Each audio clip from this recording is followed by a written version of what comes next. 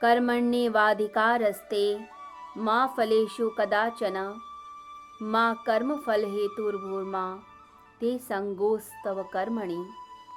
कर्म करने मात्र में तुम्हारा अधिकार है, फल में कभी नहीं। तुम कर्म फल के हेतु वाले मत होना और अकर्म में भी तुम्हारी आसक्ति ना हो। गीता के कर्म योग का ये बड़ा ही इम्पॉर्टेंट श्लोक है, मुख्य श्लोक है। यहाँ भगवान कहते हैं कि कर्म पर तेरा अधिकार है। इस संसार में, इस पृथ्वी लोक में जो आप कर्म करते हैं उस पर तुम्हारा अधिकार है। आप अच्छे कर्म करते हैं या बुरे कर्म करते हैं, इसकी स्वतंत्रता आपको परमात्मा ने दे रखी है। आप उसके लिए परतंत्र नहीं हैं, गुलाम नहीं हैं। आप अपनी इच्छा से अच्छाई करते हैं और अपनी इच्छा से बुराई करते हैं। हम बहाना मार देते हैं कि दूसरे के दबाव में आके हमने किया, परंतु किया तो हमने ही। तो कर्म करने में स्वतंत्रता भगवान श्री कृष्ण कहते हैं कि आपको दी गई है, तो कर्म में आपका अधिकार है। परंतु जो कर्म कर दिया उसका जो फल मिलना है वो व्यक्ति से नहीं, समष्टि से आता है, यानी परमात्मा से आता है। आप अगर बिल्डिंग की छत से छलांग लगा दें तो ये कर्म आपका हुआ, परंतु जब नीचे गिरेंगे कितनी चोट लगेगी, ये फल ये परमात्मा के हाथ में है। आप बचेंगे या नहीं बचेंगे। तो कर्म आप कर देते हैं और जो फल है वो परमात्मा ही देते हैं। ये इस संसार का नियम है। तो कर्म पर अधिकार, परंतु फल पर अधिकार नहीं है। तो भगवान यहाँ कहते हैं इसलिए कर्म करो, कर्म करना आवश्यक है। कोई भी प्राणी इस संसार का कर्म के बिना नहीं रह सकता। तो कर्म करो और निश्चित फल का आग्रह मत करो कि यही चाहिए, क्योंकि जो आपके कर्म है उसका जो फल मिलना चाहिए वो परमात्मा डिसाइड करते हैं। व्यक्ति को तो लगता है कि उसने बहुत अच्छा काम किया है, परंतु जो फल देना है वो तो परमात्मा देखता है। एक स्टूडेंट को लगता है उसने बहुत अच्छा एग्ज़ाम में पेपर अटेंड किया है, परंतु टीचर देखता है कि कितनी त्रुटियां हैं, कितनी स्पेलिंग मिस्टेक की हुई है या कैलकुलेशन में कहाँ गड़बड़ है। तो टीचर को पता है, वो देखकर फिर रिजल्ट देता है। तो परमात्मा भी रिजल्ट देगा। तो निश्चित फल का आग्रह मत कीजिए। और भगवान कहते हैं कि तुम कर्म करो, कर्म फल की इच्छा का त्याग करो, अटैचमेंट का त्याग करो। परंतु इसका अर्थ यह नहीं कि कर्म करो ही मत। लोग सोचते हैं कि कर्मफल की इच्छा का त्याग मतलब कर्म करना ही नहीं है। ये तमोगुणी वृत्ति है।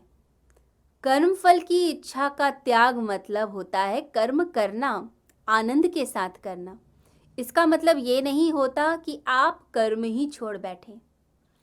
जब हम आसक्ति पालते हैं तो चिंता, भय और मन में मोह उत्पन्न होता है उस चीज़ का, पता नहीं होगा कि नहीं होगा।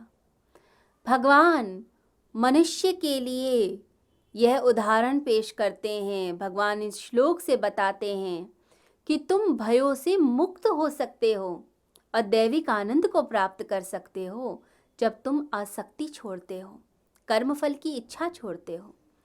क्योंकि इच्छा करने से चिंता, भय होगी कि पता नहीं पहुँचेंगे नहीं पहुँचेंगे। और जब आनंद के साथ करते हैं तो दैवी आनंद अपने आप बरसता है। चारों ओर परमात्मा का आनंद है, उस आनंद को भोगिए। कर्मों को आनंद के साथ कीजिए, चिंता और भय में मत पड़िए। इस चिंता और भय में पड़कर मनुष्य अपना सर्वनाश करता है। ईश्वरार्पण बुद्धि हो, प्रभु के प्रति अर्पित, जो किया प्रभु को अर्पित, और निष्काम कर्म कीजिए, तब अंतःकरण शुद्ध होगा और आप ध्यान के लिए तैयार होंगे। उससे पहले ध्यान के लिए आप तैयार नहीं हो सकते, क्योंकि अंतःकरण शुद्ध नहीं होता। तो अंतःकरण की शुद्धि के लिए निष्काम कर्म कीजिए और साथ ही साथ प्रभु को अर्पित कीजिए। जो भी मिलता है भाव कीजिए, कृष्णार्पण मस्तु ब्रह्मार्पण मस्तु, प्रभु को सब कुछ अर्पण है, ये भावना मन में आए। जब व्यक्ति भय से ग्रस्त होता है, ज़्यादा इच्छाओं में टेंशन पालता है, तो क्या होता है, फिर उसके बाद जो कर्म में ऊर्जा लगनी चाहिए वो ऊर्जा उसकी लग नहीं पाती, ऊर्जा बिखरने लग जाती है और ऐसा भयग्रस्त मन लक्ष्य को प्राप्त नहीं कर सकता। और आधे अधूरे मन से तो कभी प्रयत्न करना भी नहीं चाहिए। इसलिए भगवान ने पहले के श्लोकों में बोला है कि व्यवसायत्मिका बुद्धि यानी प्रयत्नपरक बुद्धि वह है जो एकाग्रचित्त है, एक लक्ष्य की ओर चलती है, पूरी ऊर्जा लगाती है। ऐसा ही व्यक्ति कर्मयोग कर सकता है। कर्मयोग वही कर पाएगा जो लक्ष्य के प्रति केंद्रित होगा, एक चीज़ को लेकर मेहनत करेगा, उस पर अपनी ऊर्जा लगाएगा। और जो असंख्य इच्छाएं रखेंगे वो कभी सफल नहीं होते। इसलिए जो बच्चे पढ़ाई करते हैं उनको कहा जाता है कि बेटा अपनी पढ़ाई पर ही ध्यान दो। ज़्यादा फैशन की तरफ जो बच्चे ज़्यादा जाते हैं फिर पढ़ाई की तरफ मन नहीं लग पाता, क्योंकि 10 चीज़ें इकट्ठी करेंगे तो मन की ऊर्जा बिखरेगी। तो अपनी ऊर्जा को केंद्रित करें और भविष्य के बारे में अनर्थकारी विचार न पैदा करें, इससे मन दुखी होगा। जो वर्तमान है वही भविष्य बनता है। आज जो आप कर रहे हैं वही आपका भविष्य बनेगा। तो प्रेजेंट में आप क्या हैं उसे देखिए, प्रेजेंट सिचुएशन क्या है, क्या वर्तमान में आप अच्छे कर्म कर रहे हैं, क्या आप अपनी पढ़ाई पर ध्यान दे रहे हैं, क्या आप अपने बिजनेस पे ध्यान दे रहे हैं, क्या आप अपनी कला को निखारने पर ध्यान दे रहे हैं। यदि आप ऊर्जा लगा रहे हैं कर्म पर तो फल अच्छा मिलेगा, परंतु यदि ऊर्जा आपने सिर्फ कल्पनाओं में लगा दी तो फल नहीं मिलता। तो मनुष्य का क्या हाल है, फल पहले चाहिए, बैठे बिठाए सब कुछ मिल जाए, पका पकाया सब हाथ में आ जाए, मेहनत ना करनी पड़े। तो यह ब्रह्मांड के नियम के खिलाफ है। नियम कहता है कर्म करोगे तो फल मिलेगा, और चिंता और कल्पनाओं में ऊर्जा वेस्ट कर दोगे तो फिर फल वैसा नहीं प्राप्त होगा। जैसे बैलगाड़ी में बैल जुते हों, लोग उल्टा करें कि बैल आगे ना करके गाड़ी को लगा दें, यानी फल को पहले लगा दें और कर्म बाद में। ऐसा नहीं होगा। फल पहले कभी नहीं मिलता, चीज़ें पहले नहीं मिलती, पहले मेहनत करनी पड़ती है, और जो मेहनत करता है उसी को फल भी मिलता है। जितना फलाकांक्षा से भरा मन होगा उतना कर्महीन भी होता है। ज़्यादा सोचने वाले बैठे ही रहते हैं, उठकर काम नहीं करते। और जो कर्मशील होगा वो थोड़ी देर प्लान बनाएगा और उसके बाद काम में जुट जाएगा। 10 बार संकल्प विकल्प नहीं करता, फिर नहीं सोचता सही गलत, क्योंकि सही गलत वो पहले सोच चुका है, लक्ष्य पहले ही चुन चुका है, बस फिर उस लक्ष्य की तरफ चल पड़ता है। आगे जो होगा वो परमात्मा देखेंगे।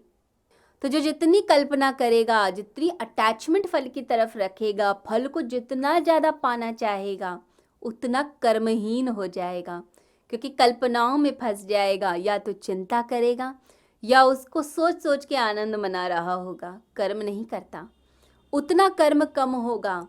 तो पूर्ण कर्मी 100% ऊर्जा लगाता है, और जितनी फलाकांक्षा से भरा मन उतना कम फल भी मिलता है। यानी आपने सोचा फर्स्ट आएंगे और ज़्यादा समय 50% ऊर्जा कल्पना में लगा दी तो फर्स्ट क्या, आप 10th पोजीशन पे भी नहीं आएंगे। जितना कम उसके बारे में सोचेंगे उतना ज़्यादा पढ़ेंगे, मेहनत करेंगे, और उतने चांसेस ब्राइट होंगे कि आप यूनिवर्सिटी टॉप कर जाएं। तो मेहनत जो करता है, ऊर्जा लगाता है लक्ष्य को केंद्रित करके, वह तो पा भी लेता है। जो निष्काम कर्मी होगा लक्ष्य बनाकर चल पड़ता है, वो अटैचमेंट नहीं रखता फल से। फल तो मिल ही जाएगा। कई लोग कुर्सी के लिए पागल होते हैं, परंतु कुछ लोग अपने व्यक्तित्व को ऐसा बनाते हैं कि कुर्सी यानी वो पद शोभायमान होता है उस व्यक्ति के आने से। तो निष्काम कर्मी ऐसा होता है कि उसे कोई चीज़ सर्टिफिकेट नहीं चाहिए। वो इतना ऊंचा उठ जाता है कि सब लोग उससे एग्जाम्पल लेने लगते हैं। एक कलाकार जब कला में डूबता है तो इतना ऊंचा उठ जाता है अपनी संगीत कला में कि कोई उस तक छू नहीं पाता, क्योंकि वो किसी कंपटीशन में नहीं है कि मुझे फर्स्ट आना है या सेकंड आना है या इतना धन चाहिए। जब वह कला में डूबता है तो निखरता है।